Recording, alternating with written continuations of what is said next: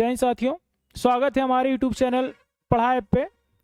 आज हम लोग मेंसुरेशन के थर्ड पार्ट को डिस्कस करेंगे। मेंसुरेशन के आज क्वेश्चन को हम लोग डिस्कस करेंगे। तो मेंसुरेशन में हम लोग 10 नंबर तक पढ़ लिए थे। आज हम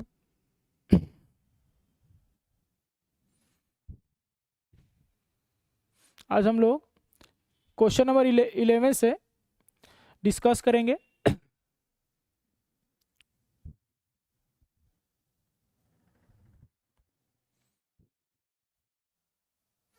तो क्वेश्चन नंबर 11 है आपका।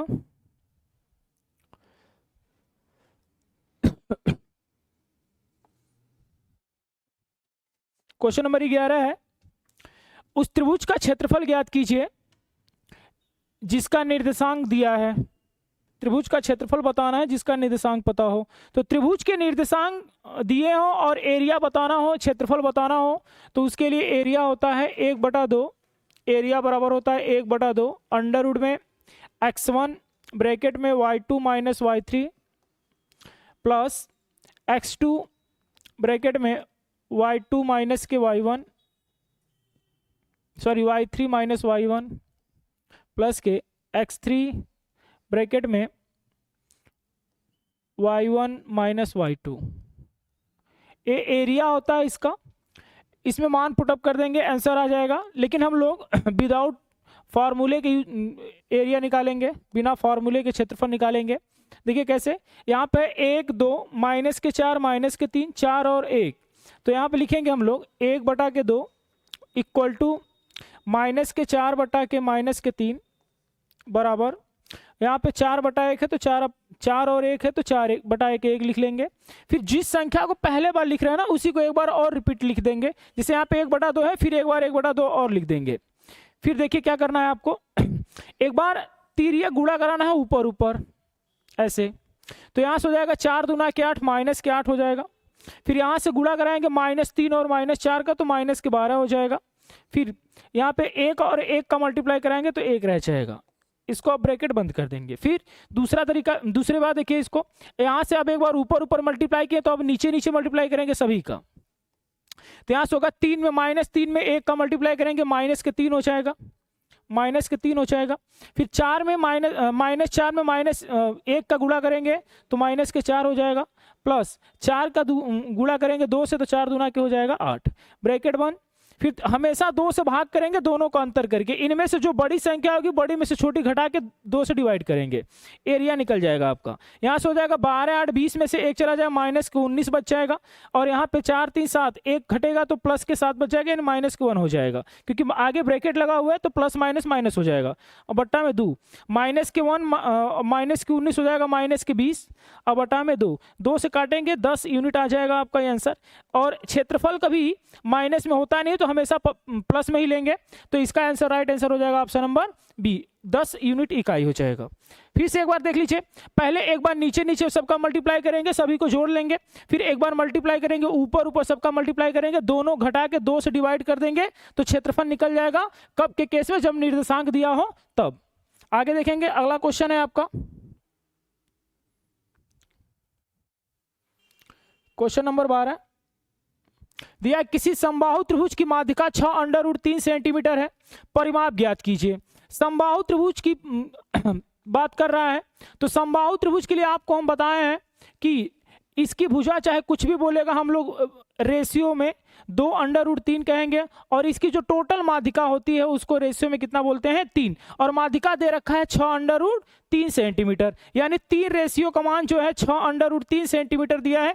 और एक रेशियो का मान निकालेंगे आ जाएगा 2√3 सेंटीमीटर। एक रेशियो का मान 2√3 सेंटीमीटर है। आपसे पूछा है कि त्रिभुज का परिमाप क्या होगा। तो त्रिभुज के परिमाप के लिए सभी भुजाओं का योगफल होता है।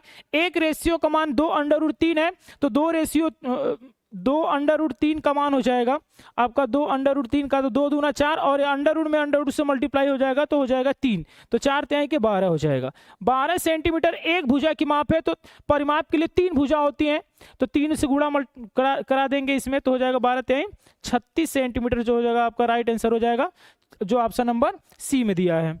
तो समबाहु त्रिभुज का एक प्रॉपर्टी होता है कि आप भुजा चाहे कुछ भी दिया हो, रेशियो में 2√3 कहेंगे, और जो माध्यिका होती है रेशियो में 3 कहेंगे।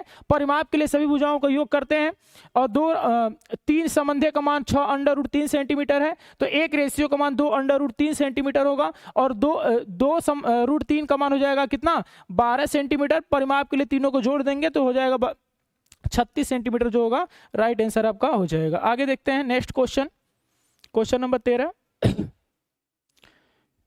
यहां भी है आपका क्वेश्चन, किसी समबाहु त्रिभुज की ऊंचाई, ऊंचाई या माध्यिका एक ही होता है, किसी समबाहु त्रिभुज की ऊंचाई दे रखा है 4√3 सेंटीमीटर, इसकी परिवृत्त तथा अंतःवृत्त का अनुपात क्या होगा। तो समबाहु त्रिभुज की बात करते हैं, परिवृत्त और अंतःवृत्त बनता है तो रेडियस 1 होता है, क्योंकि टोटल ऊंचाई 3 होती है, और जब अंदर वृत्त बनेगा तो अनुपात में कितना होता है 1 का, और जब बाहर कोई वृत्त बनता है, इसके बाहर कोई वृत्त बनता है तो उसके लिए कितना होता है रेशियो में 2 का। तो आप इसको सॉल्व कर लीजिए, बाह्यवृत्त पूछा आपसे, अंतःवृत्त और परिवृत्त, परिवृत्त मतलब बाह्यवृत्त, बाह्यवृत्त और अंतःवृत्त की जो त्रिज्याओं में अनुपात हमेशा कितना होता है 2:1 का। आप सॉल्व कर सकते हैं, हमेशा कितना होता है, क्योंकि पढ़ा चुके हैं आपको, बाह्यवृत्त और अंतःवृत्त में त्रिज्याओं का अनुपात कितना होता है 2:1 का। आगे देखिए नेक्स्ट, अगला सवाल है आपका,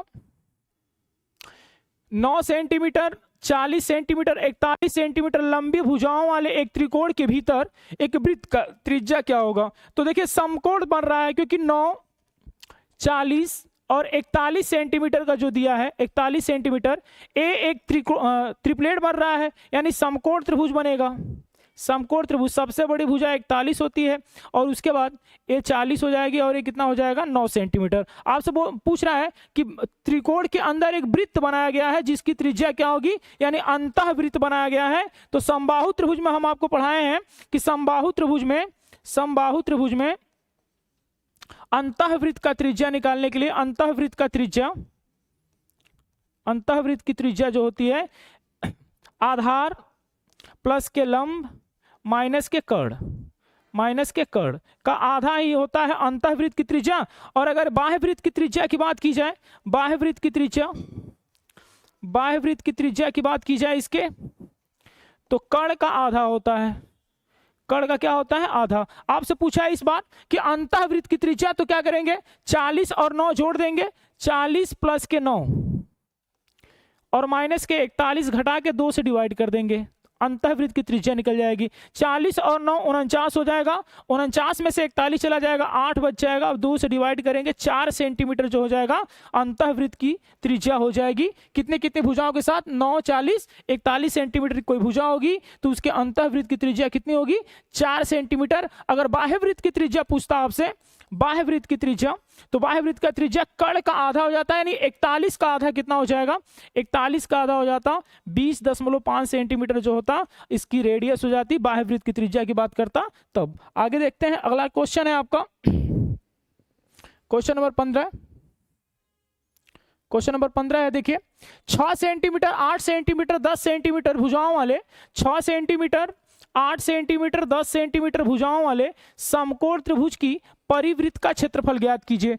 परिवृत्त यानी बाहर की क्षेत्रफल पूछ रहा है, तो बोला है 6, 8, 10। एक प्रकार से ये भी समकोण बन रहा है, ये 8, 6, 10 सेंटीमीटर दिया है आपका, इसके परिवृत्त का क्षेत्रफल पूछ रहा है बाहर, तो रेडियस कितना हो जाएगा भाई, बाह्यवृत्त की त्रिज्या कितनी हो जाएगी, अभी बताए हैं, कर्ण का आधा होता है तो 10 का आधा कितना हो जाएगा 5 सेंटीमीटर। आपसे आंसर सब पाई में दिया हुआ है, तो वृत्त का जो त्रिज्या होती है, वृत्त की त्रिज्या जो होती है, वृत्त का क्षेत्रफल, वृत्त का एरिया जो होता है पाई आर स्क्वायर होता है। आर की वैल्यू 5 सेंटीमीटर है, 5 रख देंगे आर की वैल्यू, तो 5 का स्क्वायर हो जाएगा 25 पाई वर्ग सेंटीमीटर, आपका राइट आंसर हो जाएगा 25 पाई वर्ग सेंटीमीटर, जो ऑप्शन नंबर बी में दिया हुआ है 25 पाई वर्ग सेंटीमीटर। वृत्त का क्षेत्रफल जो होता है पाई आर स्क्वायर होता है, तो आर की वैल्यू यहाँ से 5 सेंटीमीटर मिल गया, तो क्षेत्रफल पाई आर स्क्वायर, आर की वैल्यू 5 है तो 5 का स्क्वायर 25 हो जाएगा,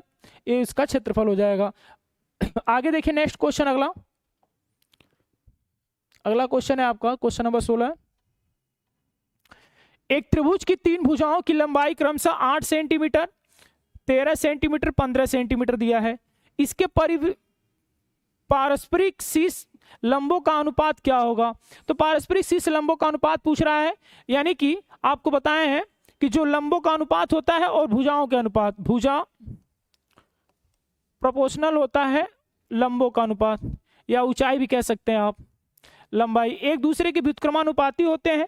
किसमें? भुजाओं और ऊंचाई में। भुजा दे रखा है आपका, लंबाई क्रम से दे रखा है, लंबाई दे रखा है, भुजाओं पूछ रहा है कितना कितना सेंटीमीटर है, 8 सेंटीमीटर, 13 सेंटीमीटर और 15 सेंटीमीटर। ये लंबाई में है अनुपात, लंबाई में है, तो इनके भुजाओं में अनुपात हो जाएगा आपका। भुजा में क्या अनुपात हो जाएगा? इसको ढकेंगे, इन दोनों गुणा करेंगे, इसको ढकेंगे, इन दोनों को मल्टीप्लाई करेंगे, तो 13 इंटू 15 जो हो जाएगा आपका, 13 इंटू 15 जब गुणा कराएंगे हम लोग तो 5 3 15, यहां से 195 हो जाएगा।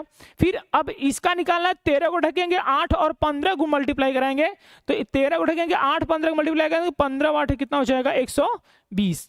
फिर यहाँ पे 15 को ढकेंगे, 8 और 13 गुणा कराएंगे तो 13 8 104 हो जाएगा, 13 8 104। आपका राइट आंसर हो जाएगा 195 रेशियो 120 रेशियो 104। तो ऑप्शन नंबर ए आपका सही आंसर हो जाएगा। आप याद रखिएगा कि कभी भी भुजा का दे करके लंबाई का अनुपात पूछ सकता है, या लंबाई दे करके भुजाओं का अनुपात पूछ सकता है, तो दोनों एक दूसरे क्या होते हैं? व्युत्क्रमानुपाती होते हैं। अगला देखिए, नेक्स्ट क्वेश्चन है आपका क्वेश्चन नंबर 16। किसी त्रिभुज का क्षेत्रफल, किसी त्रिभुज का क्षेत्रफल दे रखा है, किसी त्रिभुज का क्षेत्रफल दे रखा है 216 वर्ग सेंटीमीटर। इनकी भुजाओं में अनुपात दे रखा है 3:4:5 के अनुपात में है। परिमाप ज्ञात कीजिए। तो क्षेत्रफल दे रखा है, देखिए 3 4 5 के रेशियो में दिया है, 3 4 5, तो 3 4 और 5। एक प्रकार से समकोण त्रिभुज की भुजाओं का अनुपात दे रखा है। तो समकोण त्रिभुज का जो एरिया होता है, समकोण त्रिभुज का जो एरिया होता है 1/2 आधार इंटू के ऊंचाई होता है, 1/2 आधार इंटू कितना होता है? ऊंचाई होता है। तो 1/2 आधार, यहाँ पे 3 है तो 3x कर लेंगे, और ऊंचाई कितनी है? 4, तो 4x कर लेंगे, और